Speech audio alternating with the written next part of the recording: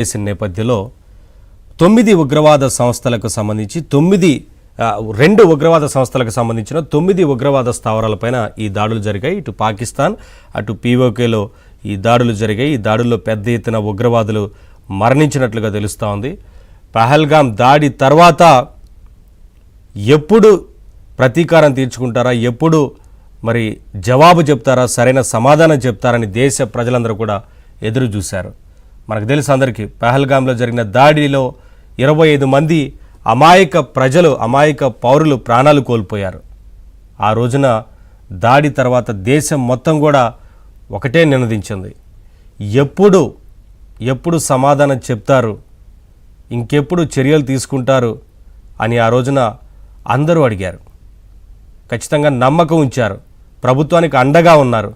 పార్టీలకు అతీతంగా ప్రతి ఒక్కరు కూడా ప్రభుత్వానికి సహకరిస్తామంటూ మాట్లాడుతూ వచ్చారు. అన్ని రాజకీయ పార్టీలు కావచ్చు, దేశంలోని ప్రజలందరూ, అన్ని వర్గాలకు సంబంధించిన ప్రజలది కూడా ఒకే మాట, సహకరిస్తాం, ఖచ్చితంగా సరైన సమాధానం చెప్పాల్సిందే ఉగ్రవాదులకు అంటూ అందరూ నినదించారు. అనుకున్నట్లుగానే ఎదురు చూసి ఖచ్చితత్వంతో అనుకున్న స్థావరాల మీద భారత ఆర్మీ దాడులు చేసింది. ఈ దాడుల్లో కీలకంగా ఉన్న వారందరూ కూడా ఉగ్రవాదులు ఎవరైతే ఉన్నారో వారందరూ ఇప్పటికే మరణించినట్లుగా తెలుస్తోంది. ఖచ్చితంగా ఎవరెవరు మరణించారు అనే విషయాలకు సంబంధించి కూడా మరి రేపా ఎల్లుండా ఎప్పటి వరకు క్లారిటీ వస్తుందో చూడాల్సి ఉంటుంది. ఖచ్చితంగా ఎవరెవరు మరణించారు, ఇప్పటికే జైషే మహమ్మద్కు సంబంధించి వారి చీఫ్ మరణించినట్లుగా పెద్ద ఎత్తున వార్తలు వస్తున్నాయి. అలాగే కీలకంగా ఉన్న వారందరూ కూడా మరణించినట్లుగా తెలుస్తోంది. లష్కరేకి సంబంధించిన ఉగ్రవాదులు మరణించినట్టు తెలుస్తోంది. ఇప్పటికే అక్కడ పెద్ద ఎత్తున ఉగ్రవాదులు చనిపోయారు. మరి ఇది ఫేజ్ 1 అనే చెప్తా ఉన్నారు. ఇప్పుడు ఇంకా చాలా ఉంది చేయాల్సిందంటూ ఇప్పటికే ఆర్మీ కూడా ప్రకటించిన నేపథ్యంలో తర్వాత మరిన్ని దాడులు జరిగే అవకాశం కనిపిస్తూ ఉంది. ఖచ్చితంగా ఈ దాడులు ఇంకా అంటే నిర్దేశిత ఎక్కడెక్కడైతే ఉగ్రవాద స్థావరాలు ఉన్నాయో ఇప్పటికే గుర్తించినట్టు తెలుస్తూ ఉంది. అక్కడ కేవలం ఉగ్రవాద స్థావరాలు మాత్రమే కాదు, అక్కడ ఉగ్రవాదులు పాకిస్తాన్ ఆర్మీతో కలిసి ట్రైనింగ్ తీసుకుంటున్న ప్రదేశాలను కూడా గుర్తించినట్టు తెలుస్తోంది. ఆ ప్రాంతాల మీద కూడా దాడులు చేయబోతా ఉంది. ఇప్పటికే కొన్ని ప్రాంతాల్లో దాడులు చేశారు.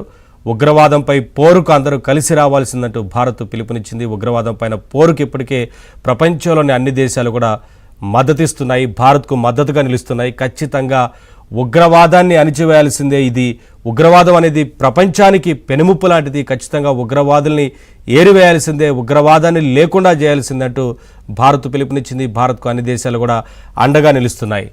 ఇక పాకిస్తాన్ ఇప్పటికే ఆయా ప్రాంతాల్లో ఎక్కడైతే వారి ఆర్మీ అధికారులు ఈ దాడులు జరిగిన ప్రాంతాల్లో గాయపడిన ఉగ్రవాదులు వారికి చికిత్సను అందిస్తున్నారు. ఆర్మీ అధికారులు వెళ్ళి ఆసుపత్రులకు అక్కడ పరామర్శించిన వీడియోలు వస్తున్నాయి. అంటే అర్థం చేసుకోవాలి, పాకిస్తాన్ ప్రపంచానికి ఏం చెప్పాలనుకుంటోంది. ఉగ్రవాద స్థావరాల మీద దాడులు చేస్తే, ఉగ్రవాదులకి సంబంధించి ఉగ్రవాదుల మీద దాడులు చేస్తే పాకిస్తాన్ బాధపడుతోంది. ఎందుకు?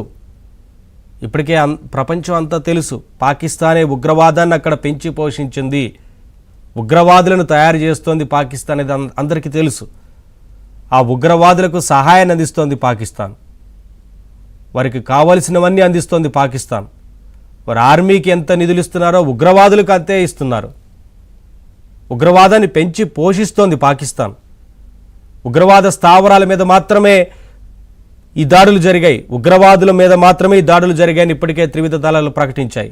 అయినప్పటికీ పాకిస్తాన్ ఇంకో రకంగా మాట్లాడి ప్రపంచానికి ఏదో చెప్పాలనుకుంటోంది. కానీ చాలా క్లియర్గా భారత్ విదేశాంగ శాఖ వివరించింది, ఈ దాడులు పౌరుల మీద కాదు, కేవలం ఉగ్రవాదుల మీద, ఉగ్రవాద స్థావరాల మీద అని.